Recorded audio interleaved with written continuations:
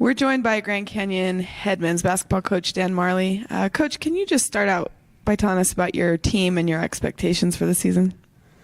Well, my expectations are what they were last year and 6 years ago. When I was hired, we were hired to be a top 25 team eventually and to win the WAC every year. We haven't done it, but that's our goal every year. We finished no less than third, and last year for us to be able to get to the conference tournament finals in our first year was good, but it was a disappointment. We wanted to win it, but it was a good experience for our guys to get to the tournament and to get to the finals. And I'm excited about this year's team.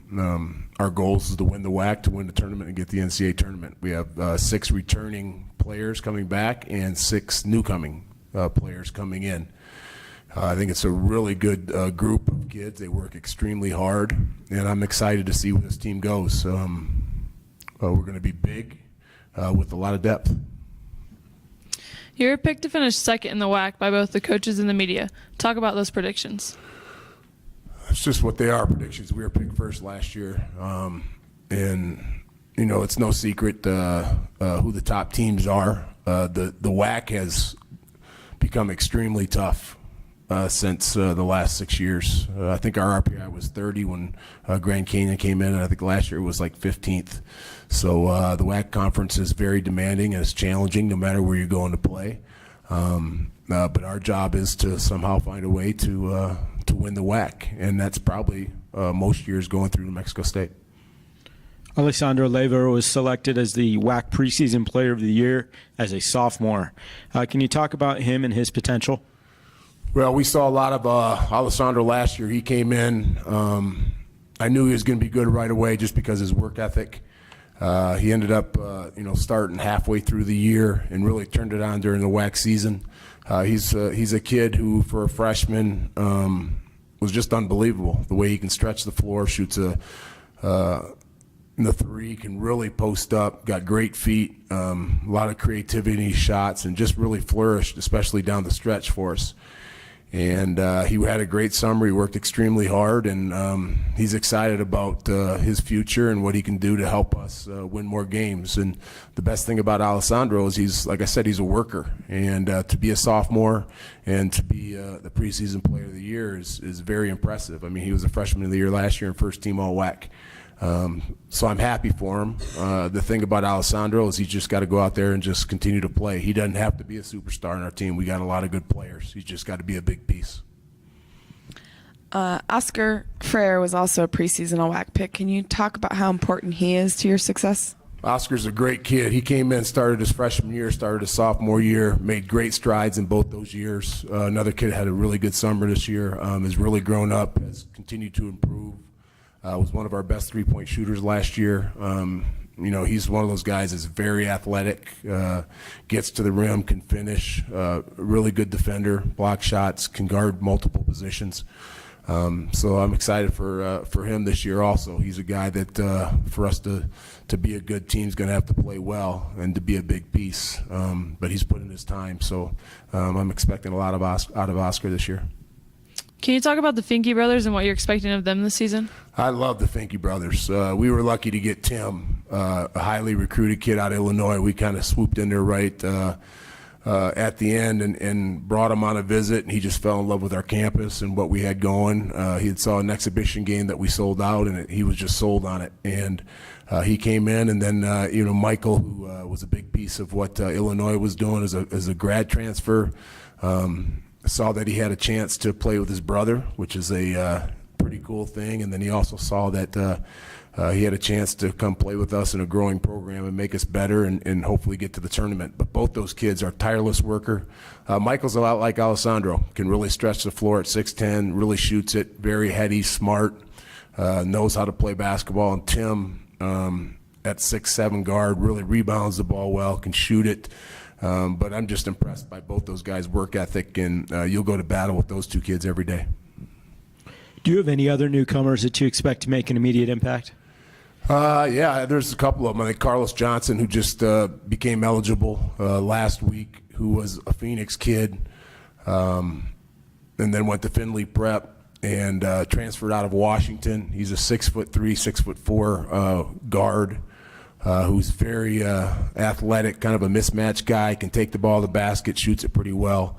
He'll be a big part of what we're doing. Trey Dreschel, who was a Division II fifth-year grad, great size at the point guard, will be a big part of what we're trying to do. J.J. Rhymes, junior college All-American, another Phoenix kid, will be a big part. And then we got the guys who are returning. We got Roberts Blumberg, a 6'10", 6'11" guy, can really shoot it. Damari Milstead has had a great summer, who was a freshman last year and played in some really critical games for us.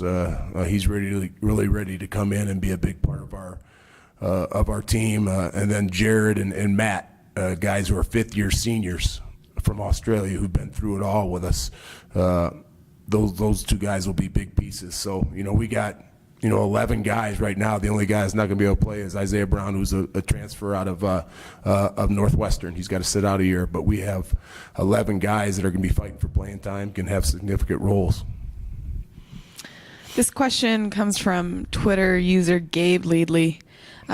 With Todd Lee's departure to South Dakota and the addition of Lewis Wilson to your staff, can you speak to what impact Coach Wilson has had on the program and what you expect his influence to be long term? Well, first of all, when Todd left, I was very happy for him. Todd graduated from South Dakota. He was with me from day one at Grand Canyon, was an integral part of what we were able to do there in the building of our program and our success. So I was really happy when he was able to get that head coaching job at South Dakota, because he deserved it, and he was a great head coach. He was a very successful coach wherever he was at. For him to be able to take over a program like that was a perfect scenario for him, so I'm happy. And then I was happy that I got someone like Lewis. He's a guy that's got a lot of energy. Again, he's a lifer. He's a guy that has coached his whole life. He's been at different institutions. He's been a head coach. He's been an assistant coach. He really relates to the players well, and yet he gets after them. And his personality mixes really well with mine. And we've really clicked here early on. So in the short time that he's been at Grand Canyon, I can see that he's going to fit perfectly. The Lopes play away from GCU Arena for 8 of their first 13 games this season, which is a stark difference from last year, when you played 10 of 15 games at home before starting WAC play. What was your hope in scheduling that way? Well, there's no secret that we love to play at home. When you have one of the best, if not I think it's the best student section in all of America, you want to play as many home games as you can, but you also want to go out and challenge yourself against really good competition, and we've done that for the last 5 years. We've played some of the top programs in the country. This year's non-conference schedule will be our hardest by far.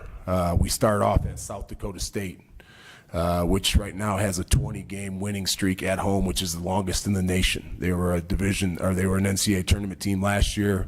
They have an All-American and Mike Dahm, great program. So that's going to be a really daunting task for our first game. We got Nevada at Talking Stick Resort, where the Suns play. They'll be a top 5 team. We're at Texas.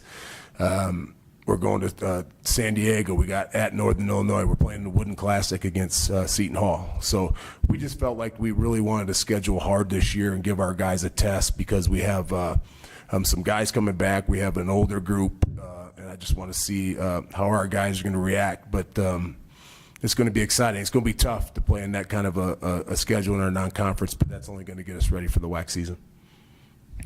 Your team took a trip to the Bahamas in August.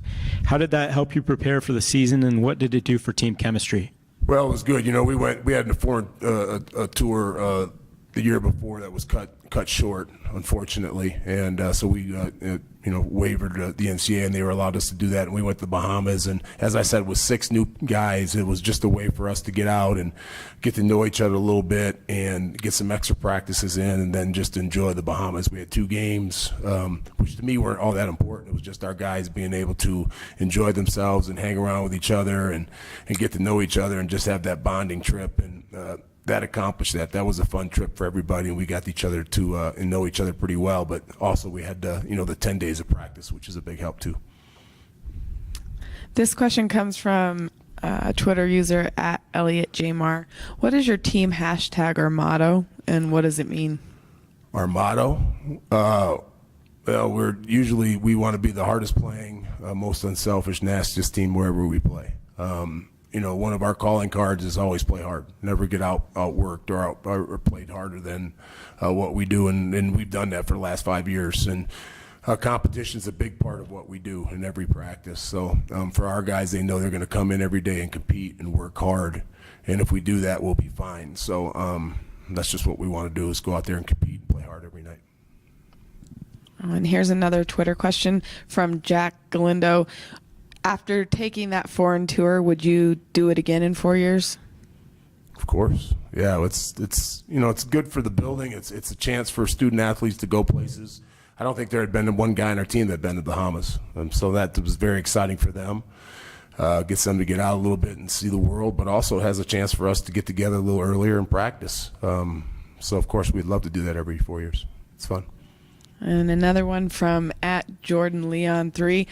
You talked about that Carlos Johnson recently got cleared. How do you think he'll fit with your team going into the season? Just gives us another piece. He's a competitive kid who likes to win and get after it. And can play multiple positions, very strong going to the basketball, shoots it a lot better than I thought he did, or a lot better than I remembered him. But I just like how competitive he is.